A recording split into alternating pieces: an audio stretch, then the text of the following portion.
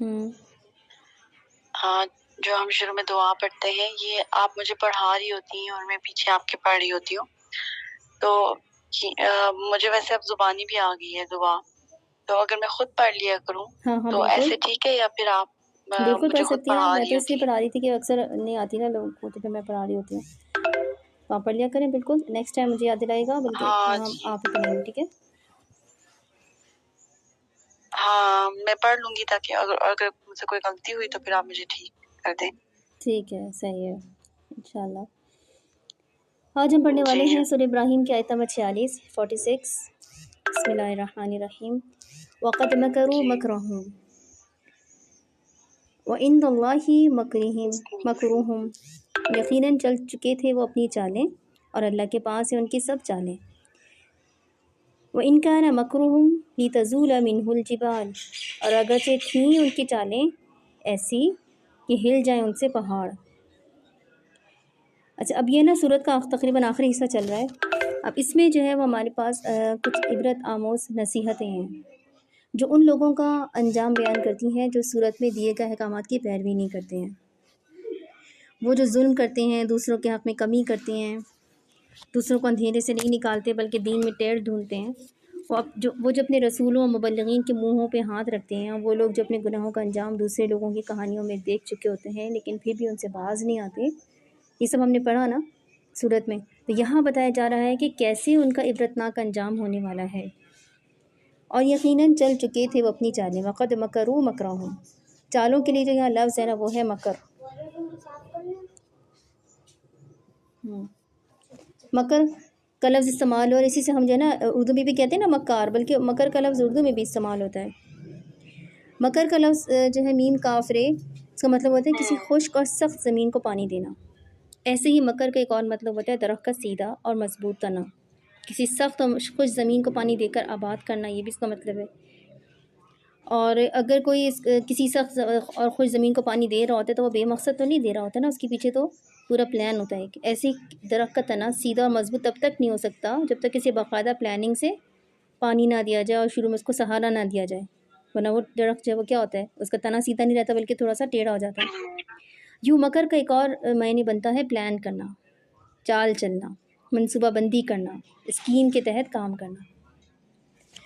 پہاڑوں کے لیے جو لفظ استعمال ہوا ہے پہاڑوں کے ہلنے کے لیے، وہ ہے لتزولا. تزولا کا لفظ نکلا ہے زولا سے، زوال سے.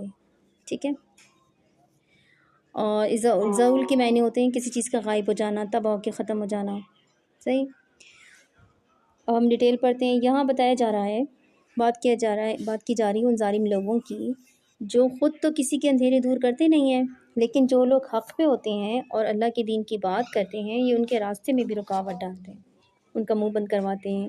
اس کے علاوہ ان کو حق بات سے اتنی چڑ ہو جاتی ہے، ان کو اللہ اور رسول کے نام سے اتنی ضد ہوتی ہے، تو ایسی چالیں چلتے ہیں کہ ان سے پہاڑ تک ہل جائیں.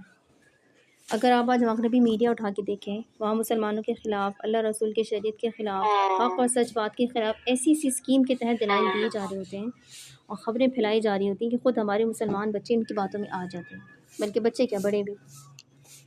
آپ کسی LGBTQ ان کے کلچر کے ماننے والوں کو کچھ کہہ نہیں سکتے ہیں، کیونکہ پھر آپ پہ وہ ہوموفوبک کا ٹیگ لگا دیں گے. کیوں بھائی، کس نے بنا دیا یہ لفظ ہوموفوبک؟ اللہ رسول کی بات آگے پھیلانے سے اگر کوئی ہمیں یہ کہتا ہے کہ آپ نفرت پھیلا رہے ہیں تو ٹھیک ہے، ڈنکے کی چوٹ پہ پھیلائیں نفرت.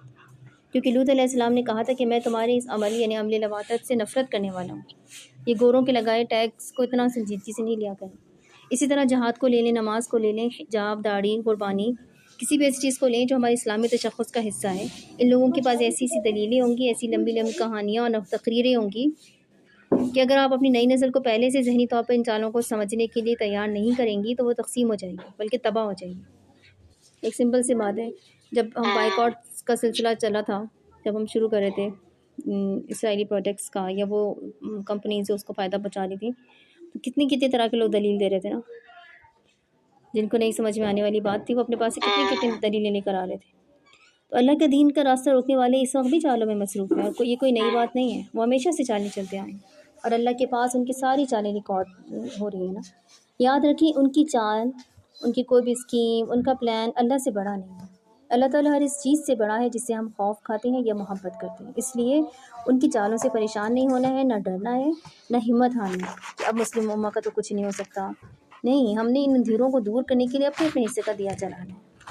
ہم سے ان اندھیرے پھیلانے والوں کی پوچھ نہیں ہوگی، بلکہ ہم سے سوال یہ کیا جائے گا کہ کتنے دیے ہم نے جلائے تھے۔ اگر ہم ان چالوں کا مقابلہ کرنا ہے تو ہمیں اپنے رب سے اور اس کی کتاب سے جڑنا ہوگا۔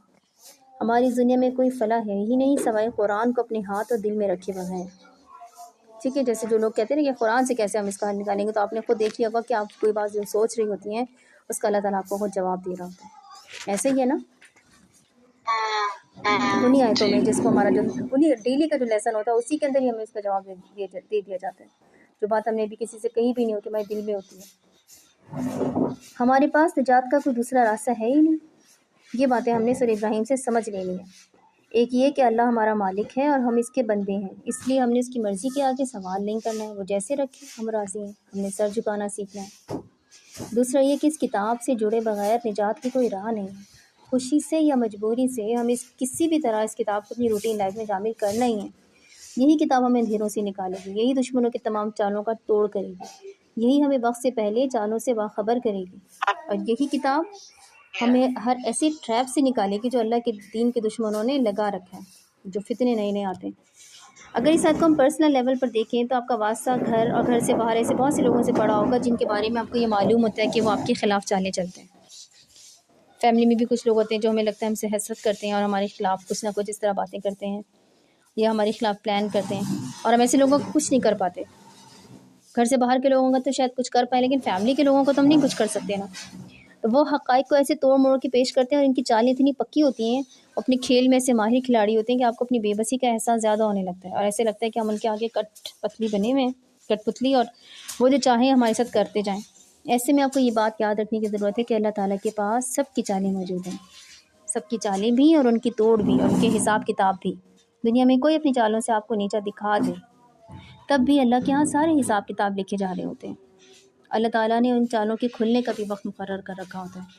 ہمیں صرف اللہ پر بھروسہ رکھنا ہوتا ہے کہ وہ خیر الماکرین ہے، وہ سب سے بہتر چال چلنے والا ہے۔ وہ جب تدبیر کرے گا نا تو سب چال بازوں کی چالیں دھری کی دھری رہ جائیں گی۔ اچھا، وقتی طور پہ کیا ہوتا ہے، جو ہمارے خلاف چالیں چل رہے ہوتے ہیں اور ہمارا امیج خراب کر رہے ہوتے ہیں، زیادہ تر تو ہمیں اپنے امیج کی ہی پرواہ ہوتی ہے نا، ہماری عزت خراب کر رہے ہوتے ہیں، ہمارے بارے میں مختلف باتیں پھیلا رہے ہوتے ہیں کہ ہم، اور اس طرح کی کوئی جھوٹی باتیں منسوخ کر رہے ہوتے ہیں جو ہم نے کی بھی نہیں ہوتی ہیں، اور بظاہر ایسا لگ رہا ہوتا ہے کہ سب ان کی بات پہ یقین کر رہے ہیں اور ہماری بات نہیں سنی جا رہی ہوتی ہے، اور ہمیں پتہ ہوتا ہے اندر سے کہ یہ چیز ہم نے کی نہیں ہے، لیکن ہمارے اوپر اس کا الزام ہے اور لوگ اس کو سچ سمجھ رہے ہیں، اور الزام لگانے والا اپنے پاس ایک مختلف طرح کی دلیلیں اور ثبوت بھی لے کے آیا ہوا ہوتا ہے، لیکن وہ تو اس کی چال ہوتی ہے نا، مکر، ٹھیک ہے؟ اور اللہ تعالیٰ کو جب سب معلوم ہے تو وہ کیا کرتے ہیں، جب ہم اللہ کے حوالے کر دیتے ہیں نا اپنا مسئلہ، اور اپنے جب ہم اپنی بے بسی اللہ کے سامنے رکھ دیتے ہیں اور نا انصافی نہیں کرتے، جس نے جتنا برا کیا نا اس سے زیادہ ہم یا تو اس سے بدلہ لیں، لیکن اس سے جتنا اس نے کیا اتنا ہی، مگر اس سے زیادہ نہیں کرتے جب، اور خاص طور پہ جب ہم مظلوم ہوتے ہیں تو اللہ کی مدد کرتی ہے، لازمی اترتی ہے۔ اور آج کل کے دور میں تو میں دیکھ رہی ہوں کہ جیسے وقت تیزی سے گزر رہا ہے نا، ہر چیز فوراً ہوتی ہے، اس میں دیکھتی ہوں کہ اللہ تعالیٰ نا بدلہ بھی فوراً لے رہے ہوتے ہیں، ظلم کرنے والوں سے حساب بھی ہمارے آنکھوں کے سامنے، ہماری زندگی میں ہی ان لوگوں کے ساتھ برا ہو جاتا ہے جو برا ہمارے لیے سوچ رہے ہوتے ہیں، ان کے اپنے لیے گڑھے کھود جاتے ہیں جو ہمارے لیے گڑھے کھود رہے ہوتے ہیں۔ یقیناً آپ کے پاس بہت ساری ایسی مثالیں ہوں گی۔ اگر ہم چاہتے ہیں نا کہ اللہ تعالیٰ ہمارے حق میں تدبیر کرے اور ہمارے خلاف چلنے والوں کو شکست دے، تو ہمیں اللہ تعالیٰ کو اپنے حق میں بھی کرنا ہوتا ہے، یعنی ایسے کام کرنے ہوں گے کہ اللہ تعالیٰ ہماری سائڈ پہ ہوں، نہ کہ دوسرے کی۔